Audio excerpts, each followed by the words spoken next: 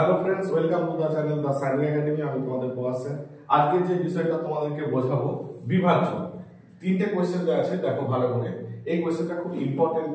এটা কিভাবে আমরা সলভ করবো, হ্যাঁ দেবে এই সংখ্যামালাটি কত দ্বারা বিভাজ্য। তো এখানে আমাদের সবচেয়ে শর্টকাট নিয়ম হচ্ছে এই যে কোশ্চেনটা দেখতে হচ্ছে এখান থেকে আমরা প্রথম কমন নিয়ে নেবো। প্রথম যে সংখ্যাটা আছে 6^25 কমন নিলে একে এটা দিয়ে ভাগ করলে কত আছে না 1 আসে। তারপর 6^5 কে যদি এটা দিয়ে ভাগ করি তাহলে আমার আসে 6^1, পাওয়ারটা মাইনাস করে 25 থেকে 26 1, তারপর 2, 25 থেকে 27 2, তারপর 6^3। তাহলে 6^25 1 প্লাস 6, 6 এর বর্গ 36, 6 এর কি হচ্ছে 216। তাহলে 6^25 ইনটু আমরা যদি এটা যোগ করি, যোগফল দাঁড়াচ্ছে কত 6 এর 1 7, 43, তার মানে হচ্ছে 6 এর 3 259।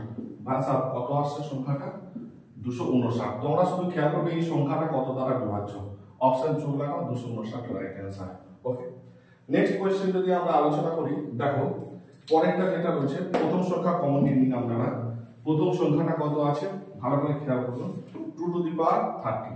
2^30 আমরা কমন যদি নিয়ে নিই, 2^30 কে 2^30 দিয়ে যদি ভাগ করি আসে 1 প্লাস 2^1, 31 থেকে পাওয়ারটা বিয়োগ হবে বেটা। ওকে, তারপর কত আসবে 2^2 আর 2^3।